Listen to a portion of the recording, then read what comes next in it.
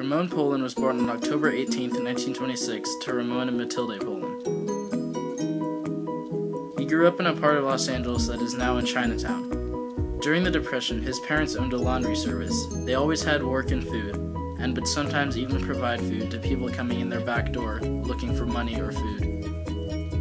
He attended Roosevelt High School and ran on the track team, and was the best high jumper in his class.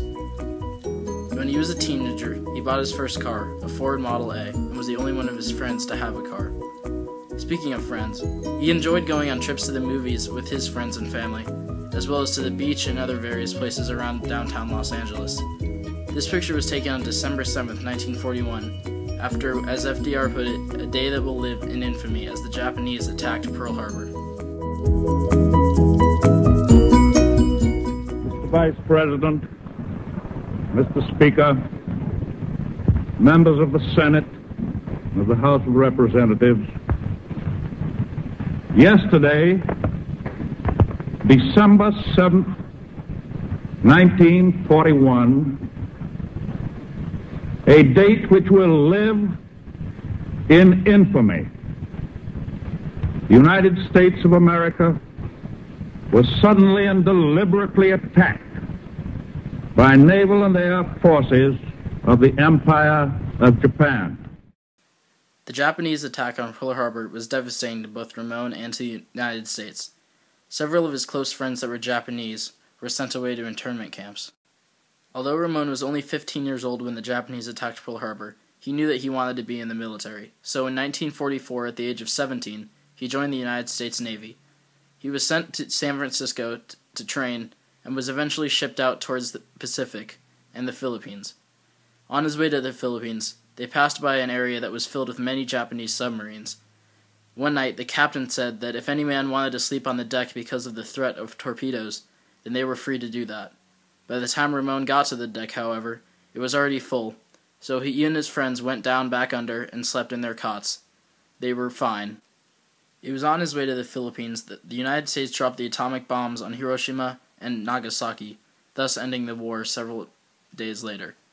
Ramon and the Navy continued to the Philippines to maintain the service and the security in the area. Ramon was also honored with the great honor of personally meeting General Eisenhower as he visited the Navy over in the Pacific. When he came back to Los Angeles, he continued his education at East Los Angeles College. He later returned to Los Angeles where he met his future wife, Rose. He met Rose on a blind double date. They were later married on January 1st, 1950, and had two kids, Ramon and Patty. With his children, Ramon was involved with Boy Scouts as a Cub Scout pack leader and Scoutmaster, and with all their sports teams. He also took his daughter to see the Fab Fours movies, even though the girls in the audience were screaming through the whole thing. He bought her Beatle fan magazines many times and even seemed to enjoy their music. Their family vacations included camping trips to Tahoe or Yosemite. He had the usual 2 weeks of vacation that most people had, and he was happy to spend them doing simple things like camping and fishing. Later, when the children were in college and then married, Ramon and his wife had more spending money, and they were able to travel to Europe and throughout the United States, including Hawaii.